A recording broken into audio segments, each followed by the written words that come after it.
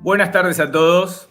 Gracias por estar presentes, por seguirnos, por apoyar al canal. Hoy tenemos otro invitado de lujo, otro invitado especial. Él es español, es licenciado en psicología, entre otras cosas. Hoy está con nosotros Julio Bogiat. Hola Julio, ¿cómo estás? Muy buenas, Adriano. Pues feliz de estar aquí contigo, compartiendo y apoyando en la medida de mis posibilidades. Así es que feliz. Bueno, muchísimas gracias, muchísimas gracias. Tenés una vida riquísima de conocimientos, de experiencias, pero lo que hoy me gustaría que podamos llegar a charlar un poquito es tu experiencia cercana a la muerte. Si nos podés contar un poco y contar, bueno, contarle a la gente qué te sucedió, te voy a agradecer muchísimo. Sí, claro que sí. Para esto hemos venido. Y bueno, la verdad que no me canso. Cada vez que me hacéis la propuesta de relatar la experiencia cercana a la muerte, para mí es un privilegio porque sé que palía muchísimas dudas, muchísimos miedos, y para este mundo creo que es fundamental. Ya solo, vamos, somos muchísimas personas las que nos hemos destapado y para mí es un lujo. Bueno, mi experiencia cercana a la muerte realmente ocurre con 8 años, pero previa a esta voy a contar un poquito lo que es el contexto, que fue, bueno, pues dibujando la vida, ¿no? Para llegar a este momento cumbre que para mí fue el gran momento, el gran punto de inflexión.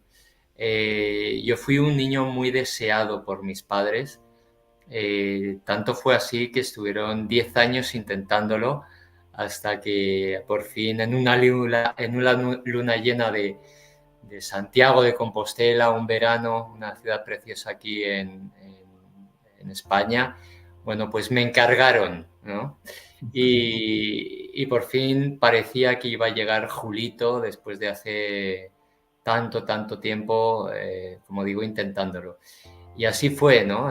Nací, los parámetros de aquel niño que eran perfectamente normales, estaban dentro bueno, de lo estrictamente correcto en cuanto a altura, en cuanto a peso. Nací sano, y sin embargo, por este motivo, bueno, pues mi tío, que era médico, es médico, bueno, pues tuvo la idea de recomendarme a un pediatra amigo suyo para que, bueno, me echara un vistazo y ver si había algo que se podía hacer por mí, ¿no? Así es que mis padres me llevaron allí y este hombre decidió darme vitamina D, de dedo. Esta vitamina es una vitamina liposoluble, es decir, se excreta, se queda, perdón, acumulada en órganos blandos, no se excreta como es la hidrosoluble. La vitamina hidrosoluble sí que la puedes orinar, pero esta no, ¿no?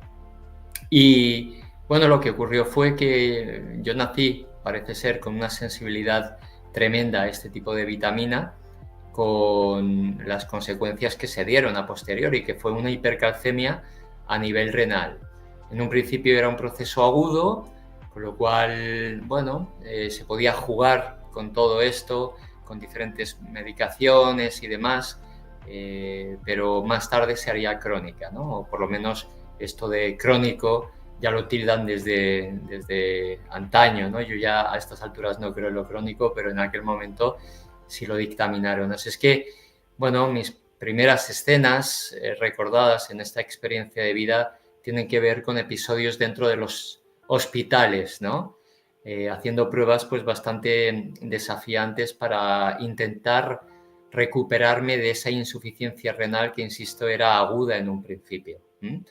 Pero con el tiempo, y ya en una situación bastante más estable, parecía que no tenía que entrar en hemodiálisis, en este tratamiento renal sustitutivo, bueno, pues aparece otra enfermedad que no sabían exactamente de dónde venía, no sabían cuál era la causa, no sabían ni siquiera diagnosticarla en aquel momento, pero lo cierto es que acontece, ¿no? Y lo que ocurre es que un estafilococo, que es una bacteria que todos tenemos realmente, porque todos estamos invadidos de virus, bacterias y demás, pero bueno, esta bacteria, este estafilococo, se fue de madre, ¿no? y comenzó a invadir el torrente sanguíneo, con todo lo que ello suponía, ¿no? Es decir, una serie de síntomas tremendamente contundentes, fiebre muy elevada, sarpullido en todo mi cuerpo, en fin, unos vaivenes también de conciencia y unos fallos a nivel multiorgánico, ¿no? Es decir, a nivel cerebral, a nivel cardíaco, a nivel hepático y, por supuesto, como no, a nivel renal, ¿no? Toda la zona de mis riñones era la más débil que tenía en aquel momento y, por supuesto, que afectó en este sentido. Así es que me pasé 9 meses ingresado en el Hospital de la Paz, aquí en Madrid, y viviendo diferentes episodios, porque esta enfermedad transcurría con diferentes puntos de inflexión en donde esta bacteria, este estafilococo, aparecía con mayor o menor fuerza, ¿no? Hasta que finalmente, bueno, pues ingreso en la UCI pediátrica, ya había estado ahí en algún momento también, en la unidad de cuidados intensivos, y comienzo a vivir este proceso, ¿no? Comienzo a sentir que algo dentro de mí se desdobla, comienzo a darme cuenta de que realmente seguía existiendo más allá del cuerpo físico, comienzo a observar mi cuerpo, mi avatar. En aquel momento era un niño de 8 años y observo con claridad, bueno, pues el pijama en el que estaba abrigado, vislumbro claramente el logotipo del hospital, que es una cruz. Ese pijama era azulito y me puedo observar con toda la parafernalia de electrodos, con toda la parafernalia de agujas en diferentes partes de mi cuerpo. Y recuerdo una muy especial que observo justo aquí en la frente, en esta vena que tengo así ahora tan dilatada, ¿no? El caso es que, bueno, me doy cuenta, realmente tomo conciencia de que esto va más allá de mi cuerpo físico, ¿no?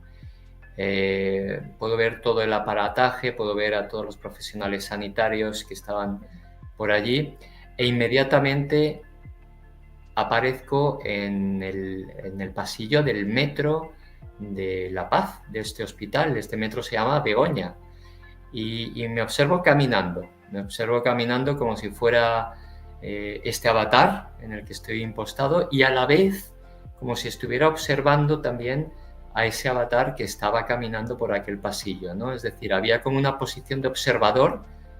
O sea, perdón, a ver si lo entiendo. Era como, por decir, no sé si la palabra justa, era como una bilocación. Sí, podríamos llamarlo así. Lo que pasa que... ¿Vos lo veías desde arriba esto? Sí. Había un movimiento en donde lo veía desde arriba y había momentos en donde me veía, aún no siendo ya un ser encarnado, como si estuviera en este avatar, en un avatar esencial, ¿no? Álmico, por llamarlo de algún modo. Así es que me observo a estos dos niveles, ¿no? Y es muy curiosa la sensación porque había cierto grado de disociación ahí, ¿no? Claro. Porque eso es que voy caminando por ese pasillo y a mano derecha aparecen unas escaleras, ¿sí? Y tengo la necesidad de subir por ahí. Antaño no estaban construidas esas escaleras, hoy en día tampoco existen, pero sin embargo se me abre como ese camino, ¿no? Y comienzo a subir, comienzo a ascender en esas escaleras, cada peldaño, y voy observando, voy sintiendo cómo va apareciendo esa luz que tantísimos testimonios describimos, ¿no? Una luz que cada vez me llena más de paz. Realmente, Adriano, no sabemos explicarlo, ¿no? Pero yo jamás he sentido ese amor a ese nivel en esta dimensión, ¿no? Y esa luz cada vez se va haciendo más presente, cada vez me envuelve más y en la medida en la que más me envuelve, más amor siento. Siempre utilizamos una palabra para describir esta sensación porque realmente no tiene verbo, ¿no? Pero bueno, de alguna manera hemos llegado a ese consenso y utilizamos la palabra. Que todo el mundo le pasa lo mismo, es como no hay palabras para describirlo. Así es. Así es que lo llamamos inefable, ¿no? Inefable es inexplicable. Es como Sí, que desde la conciencia humana uno no sabe muy bien a qué referirse con esto, porque trasciende el verbo, trasciende la emoción, trasciende cualquier sensación espacio-temporal que podamos tener aquí, ¿no? Y bueno, sigo caminando en ese estado, imagínate, y aparecen a mano izquierda unos seres de luz que yo reconozco inmediatamente como familia. No están encarnados, no sé exactamente qué familiares son, pero sin embargo me llega como clan. O sea, la idea es que era clan familiar. No sé si de esta propia experiencia de vida o de otras, no tengo ni idea, pero es una sensación de familiaridad inmensa y tengo la sensación de que vienen ahí a darme la bienvenida, simplemente, ¿no? Así es que sigo subiendo. Y puedo observar ya al final como una especie de umbral de luz, como una puerta, a mí me gusta llamarla para que la gente se haga un poquito a la idea, Stargate, ¿no? Que hace referencia precisamente a esta película. Sí, era una zona luminosa y yo sé perfectamente que una vez que cruzo esa puerta ya no hay vuelta atrás, ¿no? ¿Vos Y sentías eso? sí, sí, yo lo sabía, de alguna Ah, forma perfecto. nadie se para a decírmelo, nadie me lo comenta, pero yo sé que eso es cierto, sé que eso es cierto. Así es que, aun con todas, yo sigo subiendo. El estado de paz, el estado de inefabilidad era tan profundo que a mí no me importaba. O sea, yo siempre dirigiéndome hacia allá, ¿no? Así es que la sorpresa está en el momento en donde de esa puerta estelar, de ese umbral, como queramos llamarlo, emerge la figura de Jesús de Nazaret. Claro, esta sensación es, bueno, es brutal, ¿no? Porque es cierto que yo vengo de familia católica y siempre lo comento así. Si hubiera sido budista, igual habría aparecido el Buda, pero aparece esta figura increíble, ¿no? Aparece con su pelo largo, con la barba, con su manto y comienza a descender, se posiciona en el mismo peldaño de esa escalera en la que yo estaba y con un amor increíble se agacha y me hace así, ¿no? Imagínate. Fuerte. Claramente entiendo cuál es el mensaje. Sé que no era mi momento y en ese preciso instante comienzo el viaje de vuelta. ¿Qué era lo que ocurría en el otro lado? En el otro lado me refiero en el lado terrenal. Bueno, pues que los médicos me habían desahuciado. Había entrado en un estado comatoso en donde yo podía terminar con secuelas muy graves en el caso de que despertara. Y bueno, se lo dicen así a mis padres. Les dicen que vuestro hijo no tiene mayores posibilidades, está muy crítico y bueno, si queréis pasar a despediros es el momento. Así es que mi padre no puede sostener la noticia, con lo cual no entra, pero mi madre sí que necesita despedirse. Y ella relata, porque esto yo ya no soy consciente, que me coge la mano y me empieza a decir si hay algún atisbo de vida en mí, que por favor es el momento de responder. Y así fue, así fue. Respondí de una manera poco ortodoxa porque parece ser que se me cayeron unos lagrimones en los ojos y toda la maquinaria comenzó a funcionar. Mi madre, claro, imagínate, estupefacta. Se me erizó la piel, me dijo. Claro, se me queda mirando y yo la miro también y con voz balbuceante porque imagínate, venía débil, le digo, mamá, he visto a Jesús. Y claro, ella se me queda sorprendida y me dice, ¿has visto a Jesús López Cerce? Jesús López Cerce era el médico que me había estado acompañando, o uno de los médicos que me había estado acompañando en todo ese proceso. Y le digo, no, no, no, no, no, no. Y le señalo una fotografía, una postalita de Jesús de Nazaret que había tenido en la cabecera de la cama durante todo ese tiempo, ¿no? Claro, inmediatamente no puede registrarlo y ella sale disparada al box de enfermería para contar todo esto. Y lo siguiente que observo ya son diferentes médicos que vienen con sus lamparitas para objetivar a través de la actividad pupilar que estaba bien, ¿no? Y bueno, y ahí comienza el periplo de lo que es un segundo proceso, porque, claro, yo llego aquí con los riñones mermados. La insuficiencia renal ya había acaparado todo mi cuerpo y a partir de ahí comienza otro proceso de trasplantes, después de episodios también de hemodiálisis. ¿Tenés tres trasplantes? Así es. Después me voy recuperando, primero en la UCI, después paso a la planta y allí ya se me dictamina, como digo, esa insuficiencia renal y tengo que entrar en hemodiálisis al poco tiempo. Estoy 9 meses también y recibo un primer trasplante de riñón. Aguanto con él durante 12 años. Esto me permite crecer, me permite escolarizarme, en fin, me permite hacer una vida muy normal, ¿no? Pero vuelvo a rechazarlo, vuelvo a entrar en hemodiálisis, vuelvo a recibir un segundo injerto renal después de otro tiempo, un añito aproximadamente, vuelvo a rechazarlo y vuelvo a recibir un tercer trasplante de riñón, esta vez procedente de mi hermana. Y actualmente llevo 16 años con él y feliz de la vida. Y bueno, ahí estamos, ¿no? Ahí estamos. Qué bueno, ¿no? Qué bueno. Tu hermano me dijiste, ¿no? Mi hermana. Tu hermana. Y tu hermana, me imagino, la felicidad también por verte bien. Claro. Ten en cuenta que la insuficiencia renal llevada a lo más, crónico, por decirlo de algún modo, es una enfermedad que puede afectar a todo el sistema familiar, ¿no?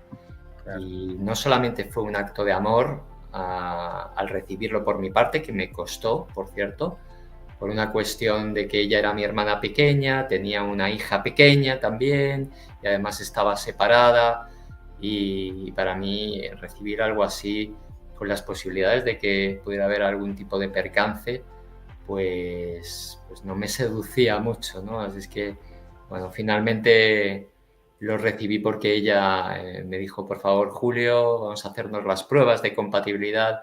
Y la vida dijo un sí en letras mayúsculas, éramos 100% compatibles. Así es que después de 2 trasplantes, con todo mi sistema inmunológico reactivadísimo porque tiene memoria y tenía altas posibilidades para poder rechazar cualquier otro trasplante de riñón, dijimos, ok, lo viví como un guiño de la vida y ahí nos adentramos y la verdad que bendecido y feliz. Y esto es una pregunta que no tiene nada, tiene que ver porque es un trasplante, pero digo, ¿por qué es me imagino que los otros riñones también fueron estudiados y tenían compatibilidad? Sí, había cierta compatibilidad. ¿Por qué se rechazó? Es una pregunta ya de curiosidad, perdón. Sí, por supuesto.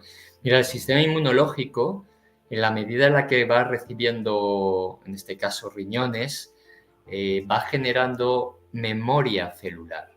Es decir, eso significa que frente a otro evento en donde yo recibo otro riñón, mi sistema inmunológico ya está resabiado, ya sabe de qué va la historia y por lo tanto ataca antes, ¿sí? Y esto era lo que me posicionaba en un lugar bastante incierto de cara a recibir un tercer trasplante de riñón. Por eso el hecho de recibirlo a partir de mi hermana ganaba en posibilidades en doble movimiento. Primero porque era un donante vivo. Los otros 2 donantes procedían de fallecidos. Y segundo porque al ser mi hermana tenía muchas más posibilidades de ganar en esa compatibilidad. Así es que se dieron 2 circunstancias que al día de hoy pues evidencian que esto era una ventaja clara, ¿no? Y doy gracias, ¿no? Mi hermana, siempre lo digo en plan de broma, me dijo, venga, yo te doy un riñón, pero tú me das un sobrino, ¿no? Y yo cumplí, le di un sobrino y le di luego una sobrina. Así es que, Por las dudas se pedía otro por si o una acaso. sobrina. O Y sea que escúchame, Julio, ¿cómo te cambió la vida a partir de todas estas experiencias? la experiencia cercana a la muerte, Sí, eso, los trasplantes, ¿no? Porque es una cosa tras la otra, ¿no? efectivamente. Bueno, con la experiencia cercana a la muerte tomo conciencia absoluta de que esto es un mundo irreal, realmente, ¿no? De hecho, en el momento en donde yo también despierto de ese estado, eh, al poco tiempo lo que le digo a mi madre es, este mundo no es real. Este mundo, esta vida, es una vida de sueño. Es como si estuviéramos en un sueño. Y mi madre, preocupada, me coge mi mano y me la lleva a su brazo, diciéndome, pero hijo, ¿lo ves? ¿Lo ves como mi carne es real? ¿Lo ves como mi brazo es real? ¿Ves como mi mano es real? Esto es real. Y yo, no, mamá, todo esto es un sueño. Es un sueño. Bueno, tal fue su preocupación que me llevaron a un psiquiatra para darme un ansiolítico, ¿no? Y estuve con Lexatin durante un tiempo para paliar esos niveles de angustia, porque obviamente ni mi madre pudo sostenerlo, ni mi madre pudo sostenerlo. Así es que me quedé en silencio durante muchísimo tiempo, años, hasta que en el propio Hospital de la Paz me invitaron a dar testimonio por un evento que se realizaba llamado los 1000 trasplantes. Yo había formado parte de todo ese movimiento y querían escucharme junto a 2 compañeros, recuerdo. Así es que fui allí al aula magna del Hospital de la Paz con un aforo de 500, 600 personas y comencé a contar la historia hospitalaria, no más. Pero en uno de esos giros solamente digo, y en la UCI, en la unidad de cuidados intensivos, aprendí muchas cosas. Pero no dije más. Pero en el turno de preguntas, una de las enfermeras que estaba precisamente allí recogió esa información y me dijo, ¿qué es aquello que un niño de 8 años puede aprender en un hospital y precisamente en una unidad de cuidados intensivos? Y entonces me debatí entre hablar acerca de la experiencia vivida o callar. El aforo de aquella sala, Adriano, era una sala de, como te digo, estaba, pues eso, 500, 600 personas, pero además estaba llena de profesionales sanitarios que muchos de ellos me habían acompañado en ese proceso, precisamente cuando era un niño. Y ya no solamente eso, sino que había niños con procesos de cáncer, con problemas hepáticos, de riñón, en fin, a todos los niveles, ¿no? Y entonces me vi en la tesitura de que yo no quería herir sensibilidades. Pero cuando me lo estaba planteando, de repente algo me tomó y yo ya estaba hablando acerca de toda esta experiencia cercana a la muerte. Imagínate los médicos y los enfermeros que me habían estado acompañando en aquel momento, o sea, no se lo podían creer. No se lo podían creer, era increíble. Y bueno, el impacto y la respuesta fue preciosa, muchísima emotividad, la gente se acercaba para preguntarme si esto de verdad era cierto, y yo dando referencias de libros, de más testimonios, de más, para que me pudieran, bueno, pudieran vivir todo este tránsito de una manera más amable, ¿no? Fruto de todo esto, años después también, en una meditación, también me baja la información de que debo contactar con este médico, con Jesús López, que me había llevado en aquella época y que había habido un vínculo muy bonito. Era mi médico favorito, realmente, en aquel momento, y me llevaba muchos. Pero en esa meditación tuve claro que tenía que contactar con él, así es que después de 40 años aproximadamente, hablé con mi madre, le dije, mamá, necesito recibir el teléfono de este hombre, y un domingo por la mañana estábamos hablando. Ese mismo día comenzamos a hacer un Zoom, le conté toda mi experiencia. Él alucinaba también porque en aquella sala del hospital no estuvo, y me dijo que cómo no lo había contado antes. Yo, bueno, porque nadie pudo sostenérmelo. Si mi madre no podía hacerlo, pues imagínate. Aparte, era otra época también. Esa era otra Otra época. época, completamente diferente, completamente diferente. Pero lo Para bonito, muchos, para muchos sería que saliste de esa experiencia, de esa operación, o te salvaron la vida y quedó mal de la cabeza el muchacho.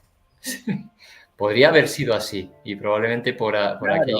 razón callé, pero bueno, el tema fue que hablando con este hombre, con este médico, bueno, yo le pregunté si a lo largo de toda su experiencia había tenido algún relato de este estilo y me dijo que no, pero que sentía que muchos habían callado, ¿vale?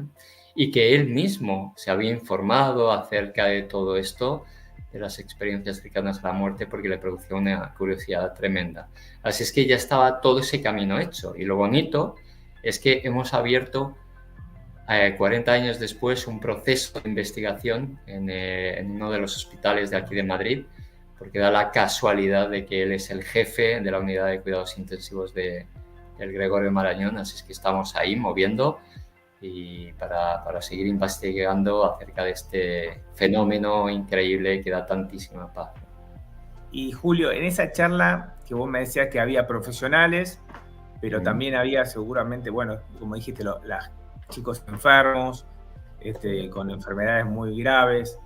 Ellos no se estaban acompañados por sus padres, esos chicos. Sí, ¿eh? Y esos padres, ¿esos son los que se acercaron o fueron simplemente los profesionales los que se acercaron a preguntarte si era verdad o qué sentiste? Bueno, se acercaron de todo, ¿no? Se acercaron padres, se acercaron niños, se acercaron profesionales sanitarios, muchos de ellos, como digo, ya me conocían y realmente fue un impacto, o sea, un impacto maravilloso porque yo jamás, Adrián, no me habría visto en la tesitura de contar algo así delante de tantísima gente, ¿no? Jamás, pero como digo, algo me tomó y cuando quise decidir si lo contaba o no, ya lo estaba contando. O sea, no me dio tiempo realmente. Y, y fue así, así es que feliz de poder aportar ahí. Yo me imagino la tranquilidad y la paz que le diste a muchas madres, sobre todo a muchas madres y esos padres ese día. Capaz Sí. que, no sé si lo analizaste algún día, te pusiste a pensar que después de eso, más allá de la tristeza seguramente de muchos chicos que de ahí partieron, lamentablemente, al padre o a la madre le dejaste un poquito de paz. Sí, sí, se deja un poquito de paz, efectivamente, pero también hay que entender que no dejamos de ser mamíferos. Y aunque sepamos que hay algo más allá, unos porque lo hemos experimentado y otras personas porque lo escuchan y se sienten inspirados con todo esto, también hay que dar el espacio al dolor de la pérdida, ¿no? Porque somos mamíferos, vuelvo a insistir, y somos seres que nos apegamos, somos seres de olfato, somos seres de tacto, somos seres de vista, en fin, eh, y hay que respetar este proceso tan sagrado como es el tránsito, ¿no? Pero sí, sí que es cierto que muchísimas personas se quedaron mucho más tranquilas y que pudieron, bueno, eh, soportar de una manera más amable también todo ese proceso del morir, que en realidad me gusta llamarlo como amor-ir, ¿no? Me da Es, bueno. es ir hacia el amor, amor-ir. Pero bueno, es normal que desde el ego, tan identificado con el mundo de la materia, tan densificado, no lo pueda percibir desde otro lugar más allá de que dejamos de existir. Cuando hay una parte cierta, es verdad que el ego deja de existir, pero nuestra parte álmica, nuestra parte más divina, más esencialista, es eterna, ¿no? Y para mí esto fue de verdad el gran regalo, Adriano. Y Julio, vos, perdón si te pisé, perdón, Sí, perdón. no, por favor. Y vos como hoy un profesional, no en cualquier lado, ¿no? Psicólogo, vos ves que ya está claro, tenemos un montón de entrevistas, charlas con un montón de profesionales, digo, pero hay millones de profesionales. ¿Vos hoy ves que están más abiertos a escuchar o ves que se siguen cerrando y dicen, no, no puede ser, porque, vuelvo, siempre digo la misma pavada, 2 más 2 son 4 y se acabó, y yo esto lo estudié que es así? Afortunadamente, Adriano, la gente se va abriendo más. Hay muchísimos hospitales a lo largo del mundo y en España también en concreto que se van abriendo a diferentes procesos de investigación en este ámbito, en el ámbito de las experiencias cercanas a la muerte. Y esto es porque hay un comité ético dentro del hospital que dice sí a esto. Con lo cual, algo está cambiando, algo está modificándose. No creo que 5 años atrás, 10 años atrás esto hubiera sido posible. Yo creo que Internet, con todas estas posibilidades de expansión, está abriendo muchísimas conciencias y entre ellas conciencias que tienen que ver con miembros del mundo sanitario, ¿no? Entre los que me incluyo, por supuesto, y de los que me hago eco muchas veces con compañeros, con amigos y con todo el mundo que se acerca. Entonces yo creo que sí que estamos realmente en un cambio de paradigma. Creo que estamos en un momento en donde la expansión de la conciencia, del hecho de saber que somos almas en procesos evolutivos, en estos avatares, se está evidenciando de muchísimas formas. Así es que estoy feliz de poder participar en ese camino y poder aportar lo que buenamente pueda. Y vos como psicólogo, no sé si es tu función, pero ¿tuviste la chance de acompañar a alguien en esa situación de que está por partir? Sí, he tenido esa oportunidad y desde luego... Perdón, porque Sí. yo lo cuento de otra. Es medio un lujo también, ¿no? Suena hasta fuerte, ¿no? Decir es un lujo, pero acompañar esa experiencia, lo digo, te cuento por qué lo digo. Sí. Yo viví la experiencia, bueno, perdí a mi papá, trascendió a mi papá. Y después, con el tiempo, yo estaba a las piñas, a las trompadas, con los muebles, con los placares, estaba enojado. Pero más allá de eso, y lo cuento y la gente me dice, bueno, este muchacho está mal de la cabeza. Digo, yo tuve el lujo de acompañar a mi papá en la ambulancia, tuve el lujo de estar unos minutos antes que se vaya, y tuve el lujo de ir a reconocerlo más allá, que cuando vi el cuerpo dije, ese no es mi papá. Sinceramente, lo que sentí ese no, era una mezcla de sentimientos, no sé si me explico. Es mi papá, pero no es mi papá. Sí, es lo que tenía puesto mi papá, por decir de alguna forma. Y digo, hoy lo veo, más allá de que, obviamente que estoy triste de no tenerlo a mi padre físico, tocarlo, pero lo siento como que tuve la suerte de poder estar ahí. Es raro, no sé si me vas a entender. Sí, te comprendo perfectamente. Es raro en la medida en la que uno no se puede imaginar que pueda haber momentos en donde al acompañar en la muerte a una persona a la que tanto quisiste y quieres, que es tu padre, puedas hacerlo con tantísima paz. No sé el nivel de paz, pero hay muchas personas que se sorprenden precisamente de que hay algo que les embriaga para poder llevar ese tránsito de una manera completamente neutral, ¿no? O sea, es como un acompañamiento muy amoroso, en donde efectivamente sienten como lujo poder transitar el tránsito con él o con ella, ¿no? Y esto es algo maravilloso porque ocurre incluso más allá. No sé si a ti te ocurrió, Adriano, pero cuando tu padre transitó, cuando ya trascendió, yo no sé cuál fue la sensación que tú te llevaste en ese momento, pero muchos relatan, y por eso te hablo también de pacientes, que sintieron un gran alivio y una gran paz. Sí, No lo sé. en mi caso estaba tan enojado por ese tiempo que más allá que mi papá tenía 85 años, para mí podía haber tenido 200, que era la misma situación. O sea, 200, 400, 1000, y si se moría o trascendía a los 1000, digo, ¿por qué trascendió a los 1000? Eso no lo vamos a aceptar nunca, ¿no? Por un lado. Me pasó luego. Y luego entendí lo que te estoy comentando, que tuve este lujo. Vuelvo a decir, es difícil de expresarlo, es difícil que alguien que perdió a alguien me diga, ¿qué está diciendo este muchacho? Que tuvo la suerte, se le murió el padre cuando estaba ahí, no sé. Yo lo siento así. Sí. No lo tuvo ni la suerte ni mi mamá, o sea, sí, de acompañarlo en los últimos minutos en el hospital, pero yo, de hasta darle el oxígeno yo en la ambulancia, porque la doctora, en vez de ocuparse de darle el oxígeno, me decía, bueno, hasta que llegamos, hicimos lo que pudimos, y me bajó una luz, habrá sido Jesús, Dios, Buda, los Rolling Stones, no sé quién fue, que me iluminó, la miré y seguí con lo mío, porque en otra situación le tenés que bajar, perdón, ¿no? Pero le bajás un rosario de cosas para decirle, porque imagínate, está mi papá con los ojos abiertos y te diga, hasta acá llegamos. Totalmente.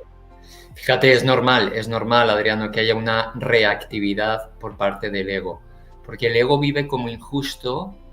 Tu padre tiene 85 años, pero podía tener 200 o 1000, como decías, pero el ego lo vive como injusto a veces. Por eso aparecía en ti el enojo, la rabia de perderle.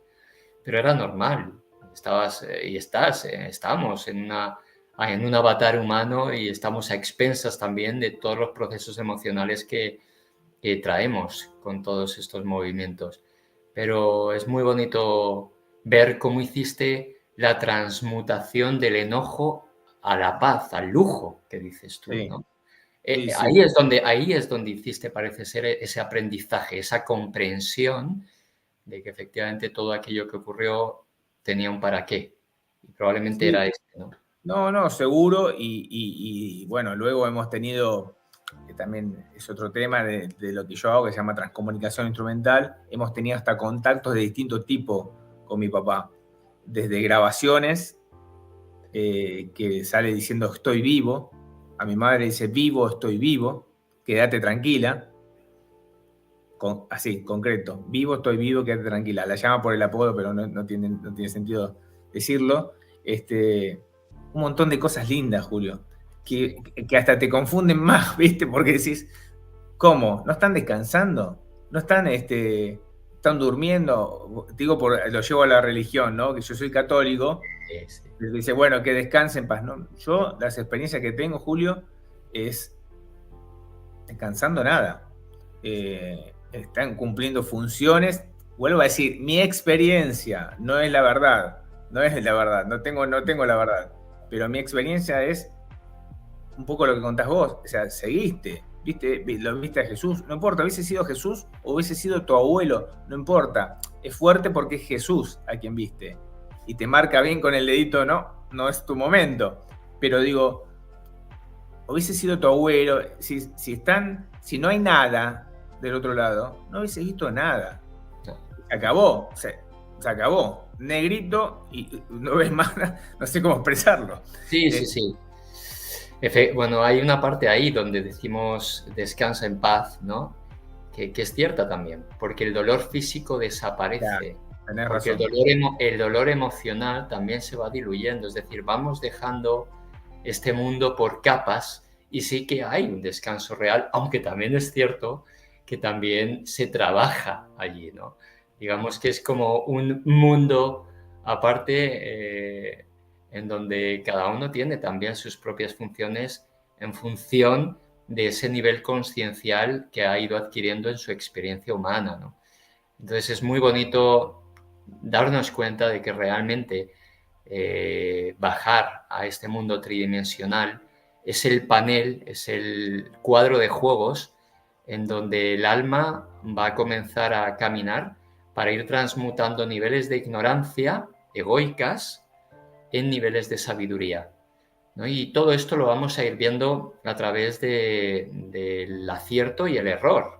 El error entendido como una oportunidad de aprendizaje, porque no es tal error, es la oportunidad que la vida te da a través de esa sensación interna de falta de paz interior que tenemos que trascender, hay algo que trascender y la vida se va a convertir en un espejo maravilloso que te va a traer, nos va a traer todos aquellos aprendizajes que todavía no están incorporados. Se nos da la oportunidad de poder trascender todo aquello que duele, porque todo aquello que duele es aquello a lo que el ego se niega, aquello a lo que el ego dice no acepto. Y todo aquello que no acepto es falta de comprensión. Así es que la propuesta de la vida es seguir incorporando comprensión, seguir incorporando aprendizaje para poder tener resultados internos de paz, felicidad y espíritu de servicio, y 4, también resultados externos que se dan en cuanto a nuestra salud, en cuanto a nuestras relaciones, en cuanto a nuestros recursos o abundancia, en cuanto a nuestra capacidad de adaptarnos a esta vida, ¿no? A todo aquello que acontece. Y el gran postulado, la gran asignatura de verdad, es aceptar en letras mayúsculas todo aquello a lo que al ego se resiste. Es esto. Y para que eso se dé, tenemos que comprender que somos almas impostadas en cuerpos físicos, cuerpos emocionales y mentes, bueno, tridimensionales, para poder dar el gran salto hacia la gran comprensión, que es comprender de verdad que somos almas en evolución y no cuerpos físicos, avatares, que a lo mejor tocamos alguna vez el cielo, ¿no? No, es al revés, somos almas. Julio, y hoy que pasó el tiempo, ¿pensás que tuviste por algún propósito vos y la gente que pasa por esta experiencia, ¿no? Y obviamente, si pasó por la experiencia, porque volvió. ¿Crees que volvés o te hacen volver?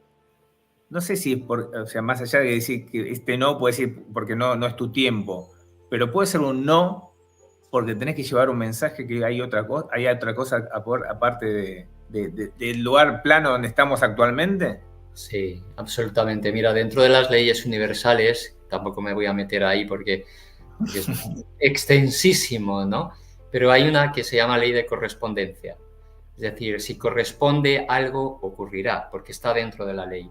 Y en mi caso me correspondió volver. A mí nadie me dijo, cuenta lo que has vivido aquí. Nadie me lo dijo, pero me lo dijo la vida cuando me posicionó en aquel anfiteatro con tantísimas personas, con aquella pregunta de aquella enfermera, y ahí la vida me tomó y comencé a hablar. Y a partir de ese momento, sí es cierto que me di cuenta de que esto había que compartirlo. Así es que cada vez que hay alguien que me llama para hacer alguna entrevista, como ha sido tu caso o el de otros tantos, es que no puedo decir no, ni quiero decir no, ¿vale? Porque a cuantas más personas llegue este mensaje, mucho mejor. Se trata de esto, o sea, el miedo nuclear del ser humano es el miedo a la muerte, a aquello que el ego entiende como muerte. Pero fíjate que ya 70.000 años antes de Cristo, en la época musteriense, en el Paleolítico Medio, ya los antiguos enterraban a sus muertos hacia el este, hacia el sol, y espolvoreaban ocre rojo como si simbolizaran la sangre del ser humano. Es decir, ellos ya entendían de una manera muy intuitiva que había una trascendencia hacia otra vida. 70.000 años antes de Cristo, Adriano, imagínate. Hoy en día, con la tecnología que tenemos, estamos evidenciando que efectivamente el alma es un paquete de energía informada, es energía más información. Y como decía Einstein en su teoría de la relatividad, la energía ni se crea ni se destruye, solo se transforma. Es un cambio de estado. Es esto. Pero en el juego que el alma se trae entre manos, en esta Matrix a la que venimos, tenemos que olvidar para poder recordar. Tenemos que olvidar de dónde venimos para recordar desde el mundo de la forma que somos inmortales. Yo no sé por qué es así, pero es así. No sé por qué se crearon estas reglas, pero son así. ¿Vale? Sí, lo que pasa es que siempre digo lo mismo y después recibo el un rosario de mensajes abajo. Vuelvo a decir, yo soy católico, mi mamá es católica, estudiosa de la Biblia, pero no estudiosa de decir qué palabra está en cada página, no, el significado de cada mensaje, de todo lo que cuenta. Pero digo, estamos tan limitados en muchas cosas, porque nos muestra, esto es así, esto es así, esto es así, y no, te moriste, descansa en paz, te fuiste al cielo y nos vimos. Y la realidad es que no, y hay un montón, bueno, a mí me pasó, Julio, por eso te voy a preguntar, porque me hablaba del estado del cuerpo cuando partís del otro, cómo estás del otro lado, ¿no? Por llamarlo otro plano, no importa. Bueno, ¿crees que hay algo físico también? Físico de tacto. Y te voy a explicar, te voy a contar por qué la gente está hablando conmigo, ¿viste? Cuando viste la película y la gente mueve la boca diciendo lo que yo estoy contando. Sí.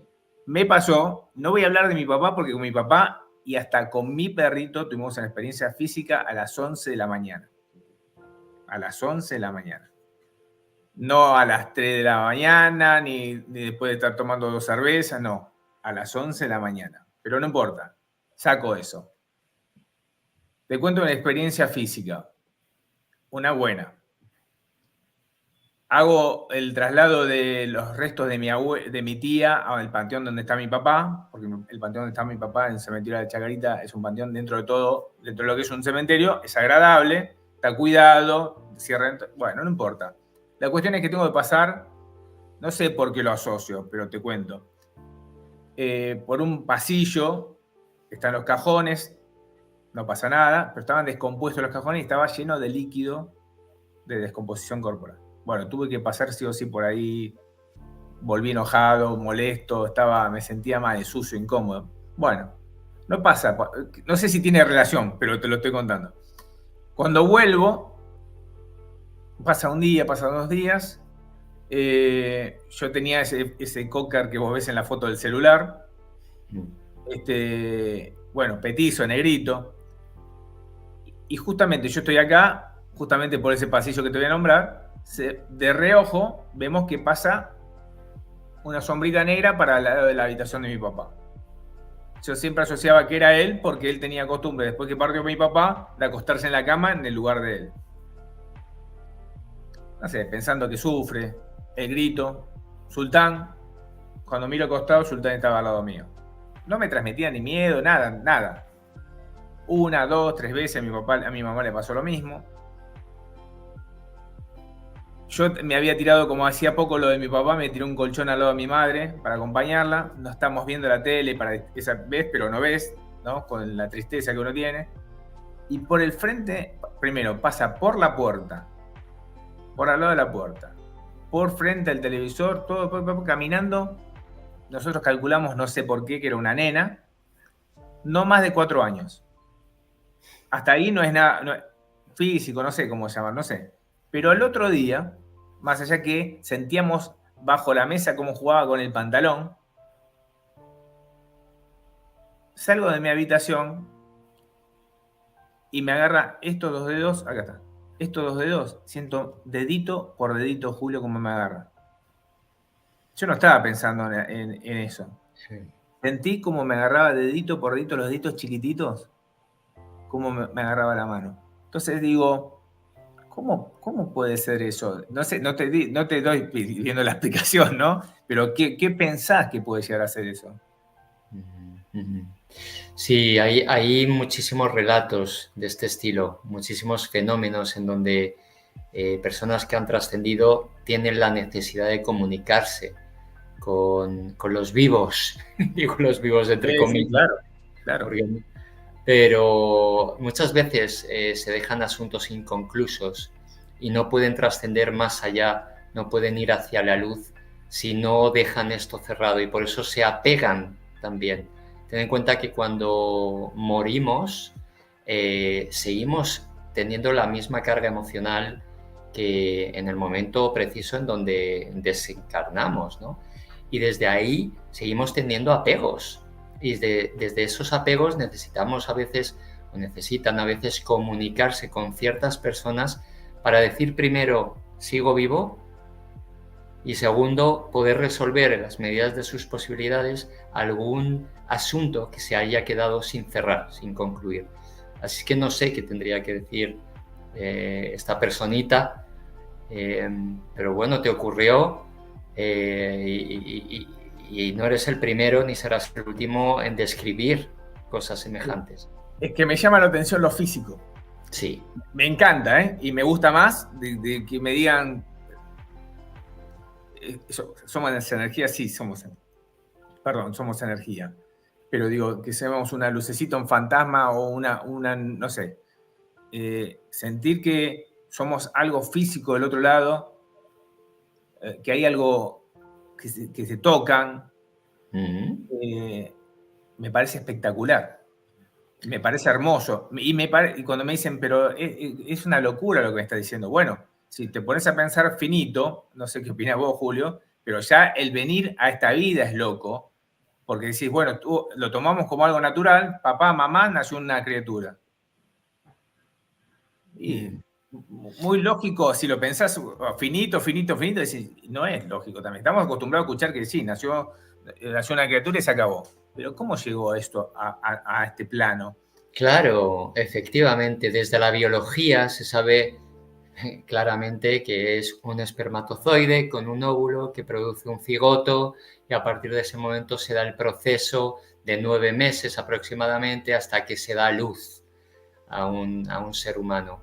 Pero todo esto también tiene una contundencia espiritual. Es decir, esto no es azaroso, no existe el azar, esto tiene un propósito. Y venimos aquí, igual que nos vamos, venimos a través del nacimiento y venimos con un propósito de aprendizaje.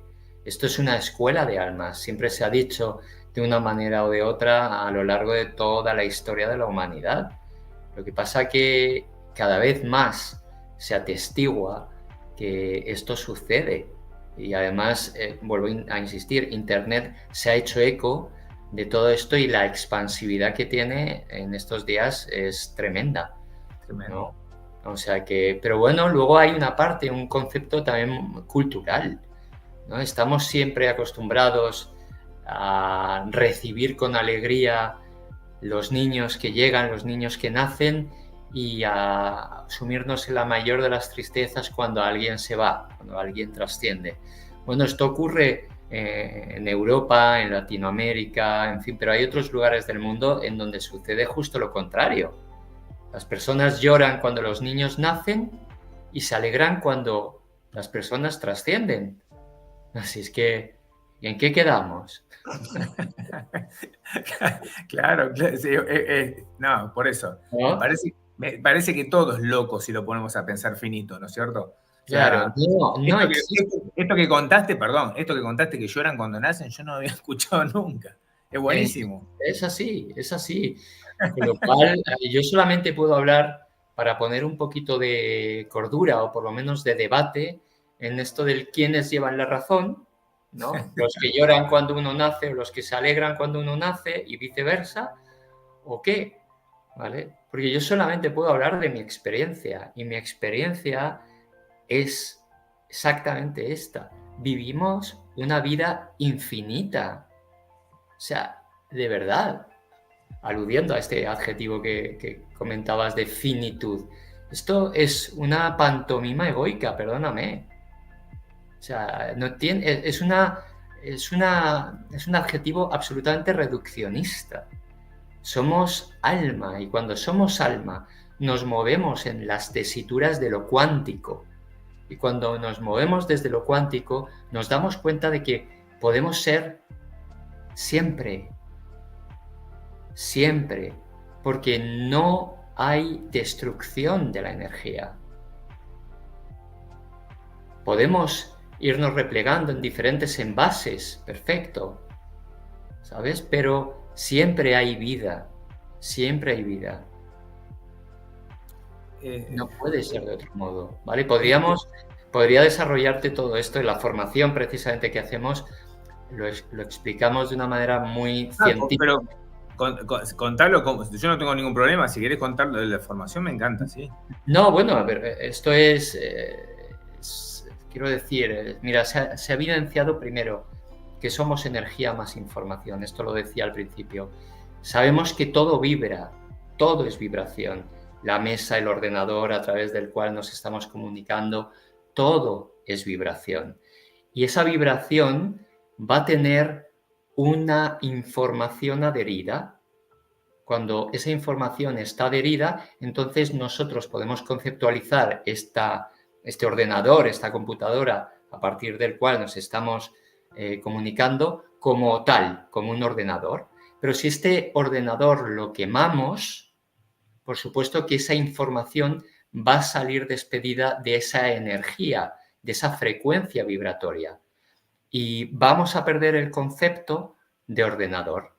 Pero esa energía, como decía, ni se crea ni se destruye, sino que se va a transformar en otra cosa, ¿vale? Y esto se evidencia a través de un principio, que es el segundo principio de la termodinámica, a partir de la entropía, donde se habla precisamente de esto. Nada se crea, nada se destruye, solo se transforma.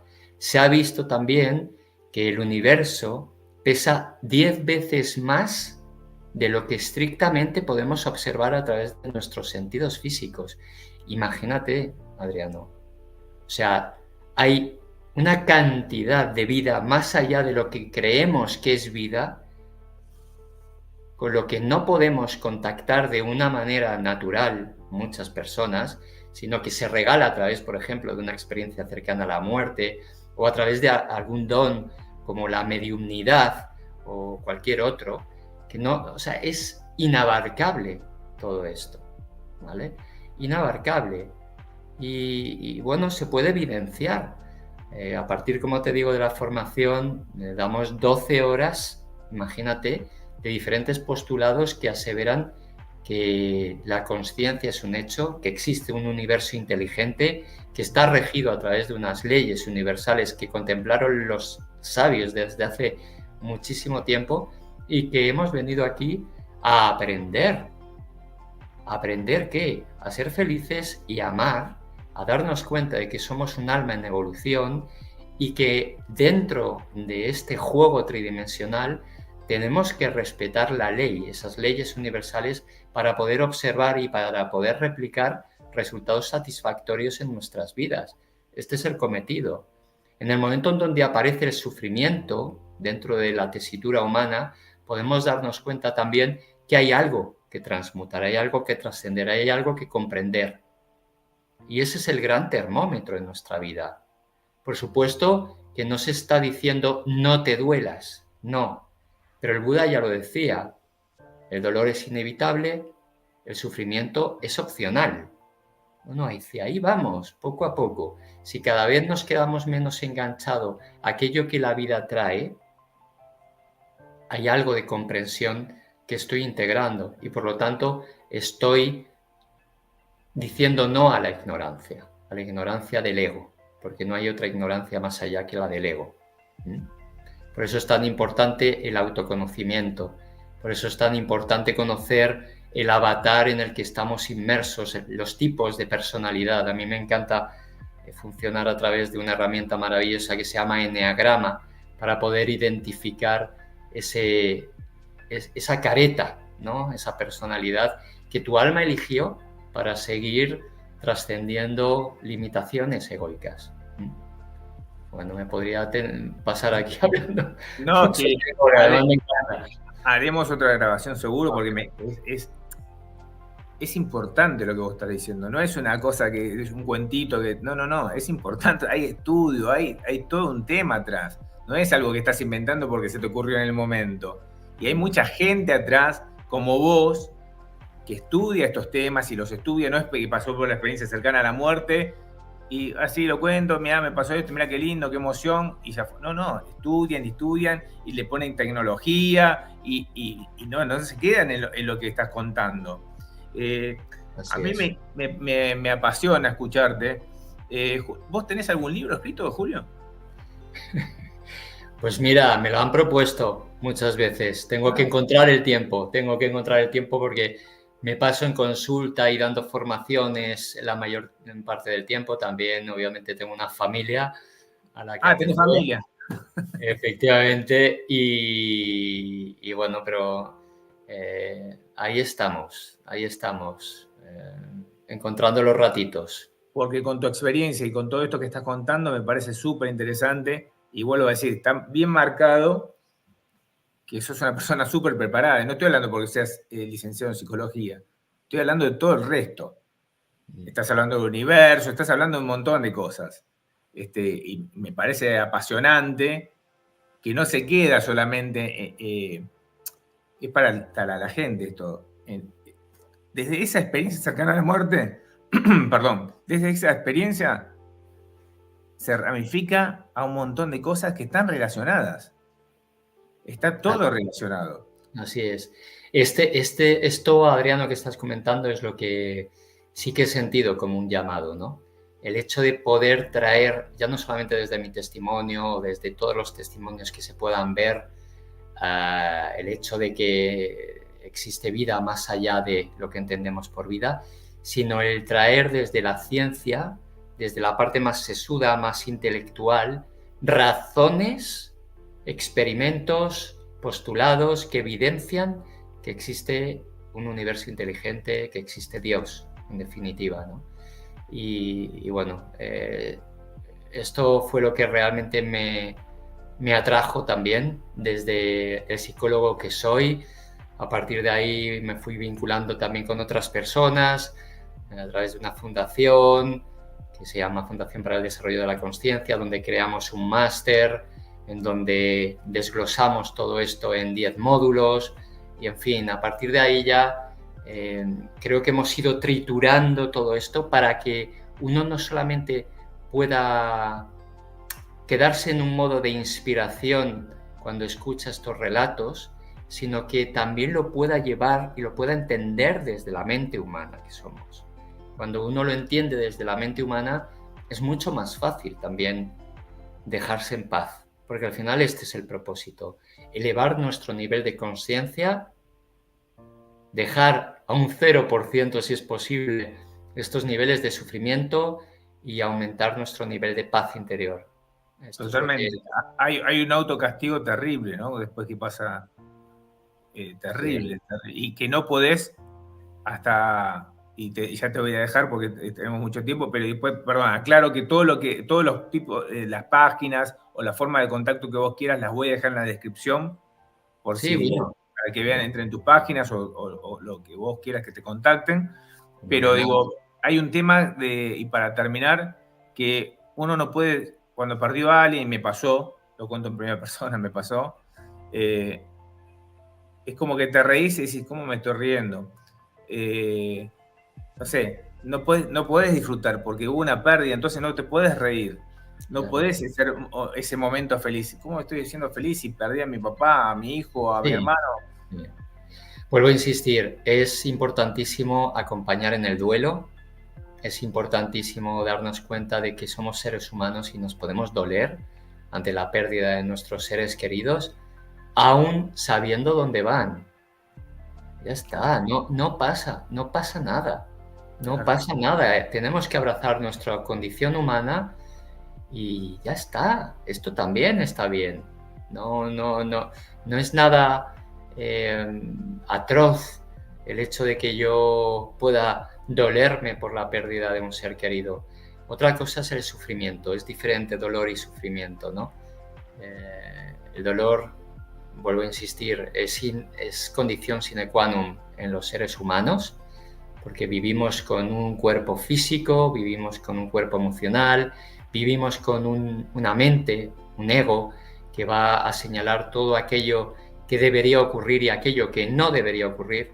Y entonces, cuando la vida nos trae aquello que en nuestro fuero interno entendemos que no debería ocurrir, nos vamos a doler, vamos a poder ser reactivos, pero se trata de ir saliendo cada vez un poquito más de ese ego reactivo que se posiciona como un talibán, como si la vida tuviera que estar a expensas de uno mismo. Fíjate qué posición tan egocéntrica, ¿no? Cuando hay un refrán que dice, que me encanta, que dice, si quieres hacer reír a Dios, cuéntale tus planes. Está bien, ¿eh? Está bien, ¿eh? La verdad que no lo conocía tampoco. Mira qué bueno está. Sí, tenemos que, en fin, rendirnos a lo que la vida traiga. Y eso no significa pasividad, Adriano. Significa que hacemos lo que buenamente entendemos que debemos hacer y soltamos los resultados. Está, lo que la vida traiga. Ahí. Bueno, Julio, te voy a dejar porque tenés muchas cosas que hacer. Te quiero agradecer por tu tiempo. Ojalá podamos hacer otra grabación y podamos hacerla en vivo. Hoy no lo hice en vivo porque hubo problemas de internet, entonces tenía miedo que se corte el vivo.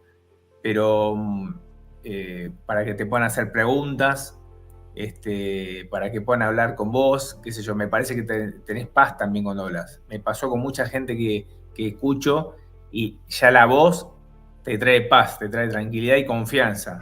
Y eso no, eso es un don. Eso es un don. Yo no lo logro. Me escuchan a mí y se ponen todos nerviosos cuando me escuchan. Pero la verdad que lo tenés y bueno, te quiero agradecer muchísimo, muchísimo por tu tiempo y vuelvo a decir, ojalá podamos hacer otra grabación y que hayas estado cómodo. Claro que sí, Adriano, yo muy cómodo y cuando quieras encontramos el momento y muchísimas gracias por tus palabras. Ahí estamos, caminando todos. Así es que nada, te mando un abrazo enorme, otro también muy, muy grande para tus seguidores y seguimos en contacto. Muchísimas gracias, Julio. Un saludo a toda España. Igualmente. Chao, gracias.